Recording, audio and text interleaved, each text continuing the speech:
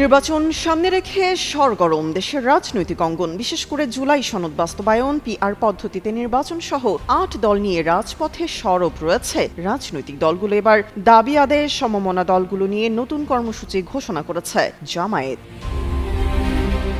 বৃহস্পতিবার দুপুর ১:৩০টায় প্রধান উপদেষ্টা বরাবর স্মারকলিপি প্রদান শেষে প্রেস ব্রিফিংয়ে ৮ দলের পক্ষ থেকে এই কর্মসূচি ঘোষণা করেন জামায়াত ইসলামী সেক্রেটারি জেনারেল মিয়া গোলাম পরোয়ার। তিনি জানান, জাতীয় নির্বাচনের আগে গণভোট ও জুলাই জাতীয় সনদ বাস্তবায়নের আদেশ জারি সহ ৫ দাবিতে আগামী ১১ই নভেম্বর ঢাকায় মহাসমাবেশের কর্মসূচি ঘোষণা করেছে আন্দোলনরত ৮ দল।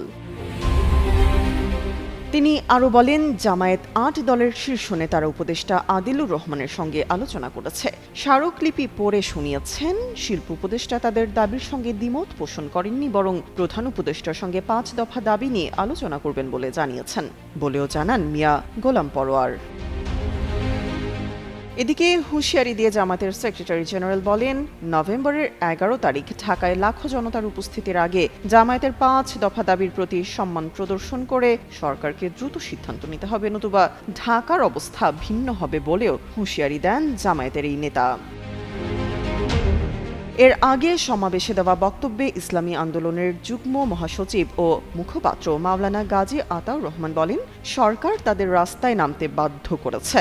১০ তারিখের মধ্যে তাদের দাবি না মানা হলে ১১ তারিখে ঢাকা অচল করে দেওয়া হবে। আগে গণভোট ছাড়া জাতীয় নির্বাচন হবে না, প্রয়োজনে এই নির্বাচন ২ মাস পরে হবে বলেও কড়া হুঁশিয়ারি দেন মাওলানা গাজী আতাউর রহমান।